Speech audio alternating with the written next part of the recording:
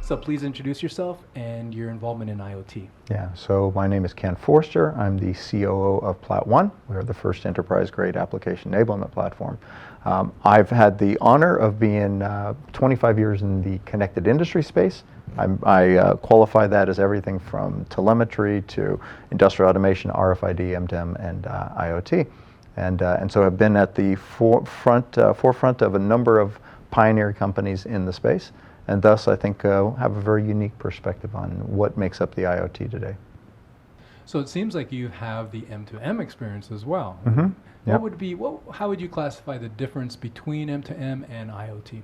Oh, I think it's in the names. M2M is simply machine to machine, so it's thing to thing. The IoT is very much an ecosystem play of people, systems, and things all coming together, typically around some type of centralized data repository or hub. So you imagine all the things providing their information to this data hub, people and systems being able to work with those, and ultimately more of an ecosystem play around the Internet of Things. I tend to focus, of course, given my background on the industrial Internet of Things. I know there's a consumer Internet of Things we talk about a lot. Most of my work is really on the industrial side of it. So when I think about that ecosystem, I'm thinking about literally data hubs for things like sharing smart city data, or industrial process data, or even let's say theater operations for first responders and things like that. Now, talking about IoT, then let's get into the platform. PLAT.ONE is obviously a platform, and I get a whole bunch of different kind of answers on this one. So, what's your definition of an IoT platform?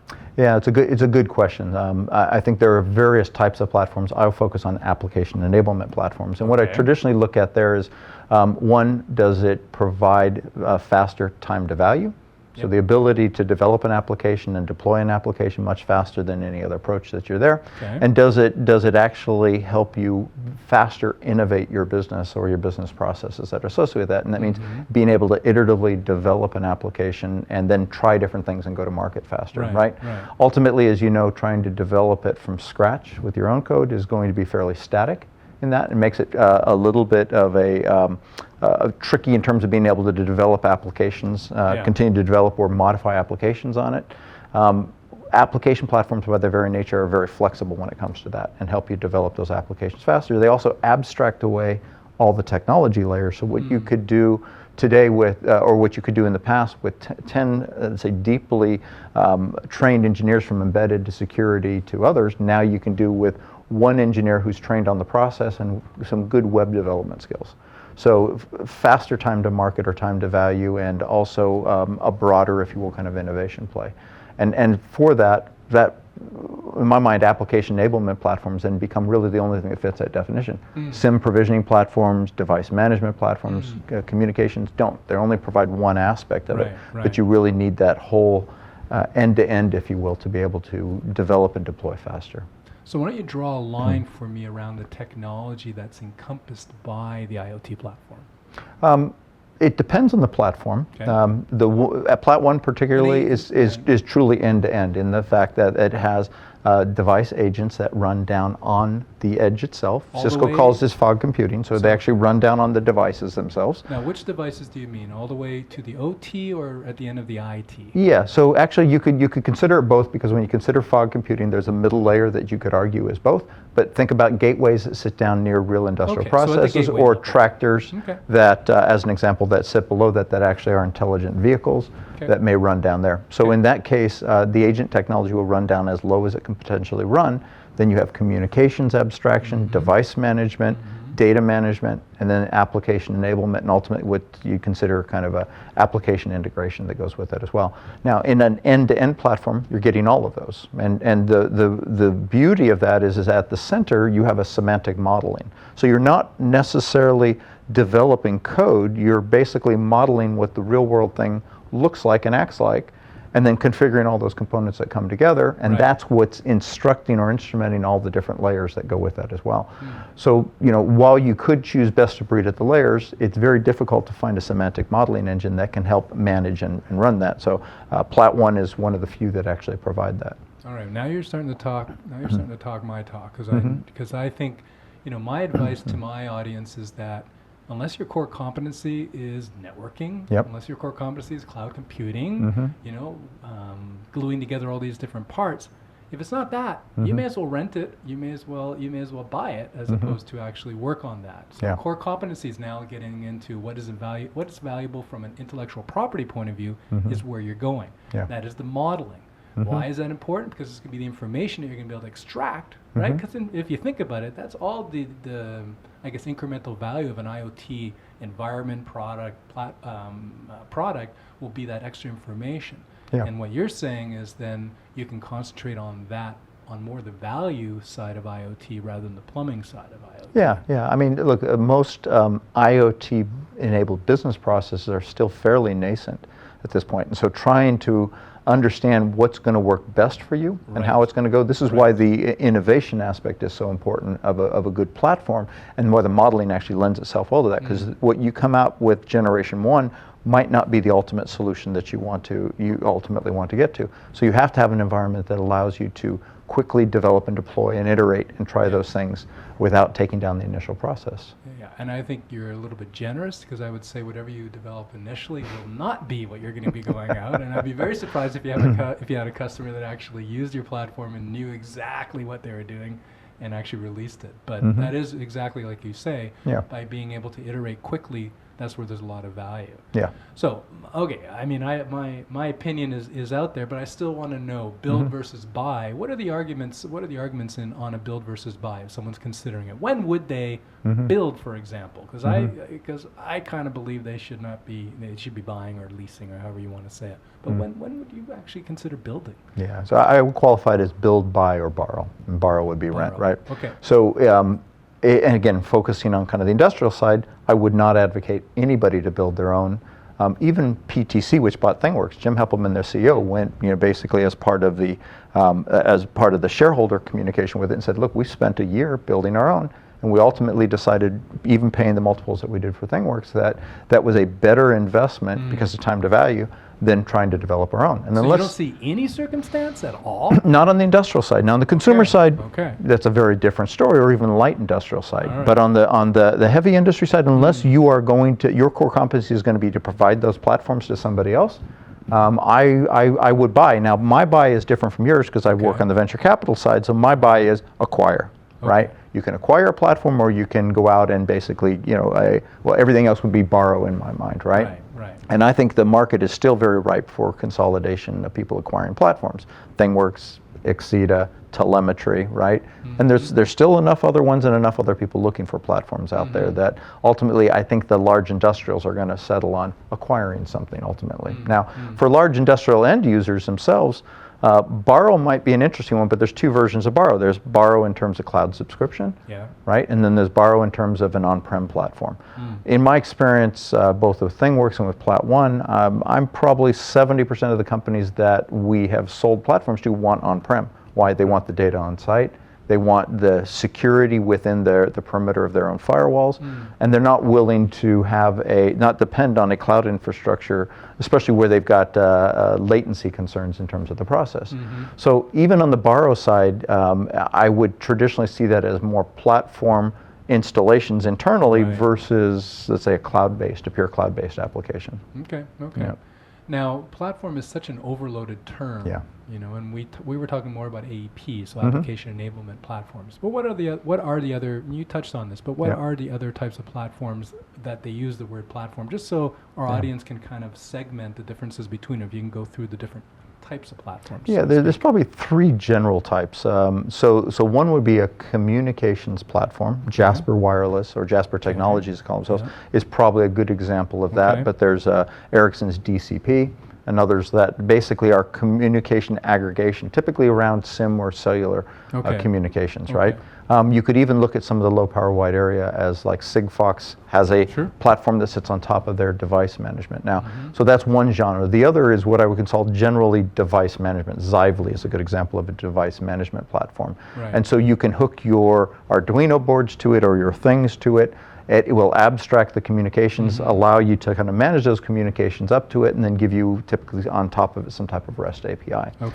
Application enablement typically would start at that point and take that communications up and then be able to visualize it, business processes, alarm management, historization associated with it, application integration to other systems.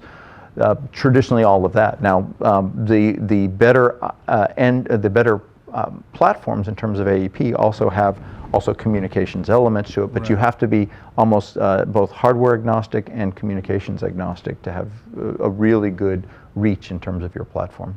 So what about that interface between the AEP platform and the communication platform? Because like you said, there seems to be a little bit of overlap there.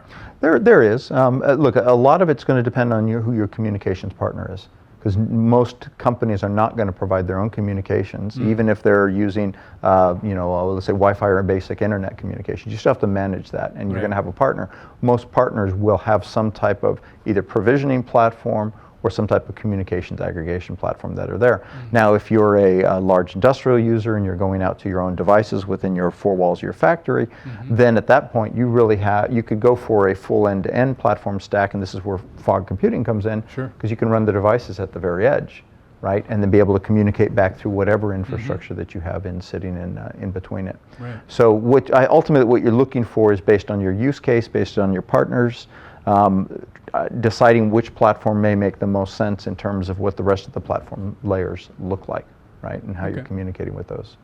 So if you were to give our audience some advice, they're in the market for a platform. Yeah. Okay, they're taking our advice. Yeah. And they're in the market for a platform. What would you consider being the top three, I guess, considerations when making that buying? When making that buying decision? Yeah, so kind of we've inferred it, but it's number one is flexibility. Okay. What I mean by that is on-prem or cloud. So I would steer away from pure cloud plays, because I just do, for industrial again, because I don't believe that that's going to apply itself well toward the future of what I see industrial Internet of Things, which is getting close to real-time control, being able to close the loop on control, things like that. So being able to have something that can sit in your data center where you can actually manage the latencies is going to be very critical. Now, along with that, there is this thought that a pure cloud application is typically two-tier. What you're seeing is a genre of distributed, and this is fog computing again at its best, where you're distributing agents down onto the edge device itself. That enables applications, autonomous control, real-time control, semi-mission critical control. So the ability to have that, and I would put that all under point number one, which is really a flexible deployment model, right? First and foremost. Now, just to clarify though, you said it's going to be either on-prem or it's going to be cloud. Right. Or it's going to be the other side of it. Or a hybrid. Yeah, well, the other side of it is going to be two-tier or distributed. And those can be done in a cloud or they can be on-prem. So the back end of it can reside on either, and you want to make sure you have that flexibility. And then the reach of it either is going to simply just connect with dumb devices out there, right? So you think kind of consumer-grade applications, or it's going to allow some intelligent to write on the device and be able to manage that intelligence on the device. Okay, so two angles, northbound, if you will, and southbound, from this idea of flexible deployment, right? But now, doesn't this covers pretty much everything, or am I missing something? Well, no. You said the flexibility, and then you said it's one of the two architectures, but isn't that basically cover all the architectures? In some sense, you could think of it as a 2D quadrant in some sense, right? So the back end can be in a cloud, the back end can be on-premise. It's going to have reach to simply simple devices, or it's going to have some distributed agent technology that are there, right? And as you look at those, you're going to find those that lean more toward the distributed agent technology are going to be those that are what I would consider enterprise grade. PLAT.ONE is there, Predix by GE, ThingWorx, Exida. There ain't a lot more, right? Everything else that's pretty much out there in the market are pure cloud offerings, or what I'll call two-tier architectures that are out there. So you're looking for that distributed computing. IBM's doing a lot of interesting work in that space as well, and clearly Cisco has it in their targets, to provide those kind of applications as well, right? So point number one, that flexible deployment. Number two is semantic modeling. We talked about it earlier. Very important. That's going to really separate those platforms that allow you to really plug and play in some sense, right, to try them out, to develop and deploy in multiple iterations, versus those that you're going to have a team of coders literally coding to REST APIs, right? So let me hook up this sensor, let me tie it into with, basically a very static, if you will, kind of link between these things, when all of a sudden your whole process changes and you've got thousands of these things deployed. only semantic modeling based engines are going to allow you to easily manage those things throughout their life cycle. So flexibility again. Well, it is flexibility again. It's also a very core and key piece, I believe, of being able to rapidly develop, deploy, iterate, right? And that would be really key. Third, and becoming more and more important, is just interoperability. Now, today you would think of that as simply having good lingua franca interfaces like REST APIs. In the future, there's probably going to be some form of standardization as the industry standardizes a little bit more. The Industrial Internet of Things Consortium came out with their reference architecture last week. Just recently, Cisco has released a reference architecture last year. So you're starting to see the elements of that come together. 1M2M has probably done the most interesting work in that space. Open Internet Connect Yep. So what you've got is the ability to support those various interfaces and those various that sit behind them, kind of the providers of that. So interoperability, in my mind, is going to be absolutely key in that regard. Today, you could measure it in terms of SQL interfaces, being able to communicate with other systems in terms of application integration. And certainly, as you touch the industrial side, there are hundreds of protocols that you're going to touch in terms of factory floor or existing legacy applications that are there. So part of that interoperability is to be able to work with what we consider kind of legacy or brownfield applications as well. Yeah, that's a little bit tough. All right, well, Ken, where can people find out a little bit about yourself and the company the companies that you work for? Yeah, so specifically for PLAT.ONE, just literally go to PLAT.ONE. You will see the overview of the company that that is there, and an overview of our overall products. And what's the URL? It's actually PLAT.ONE. O-N-E? Yeah. Really? They actually released that domain about a month ago. I've been to the website. I never used that. Okay. Very cool. Yep. PLAT.ONE. PLAT.ONE. Yeah. All right. Well, very good. Thank you very much. All right. Thank you, Bruce.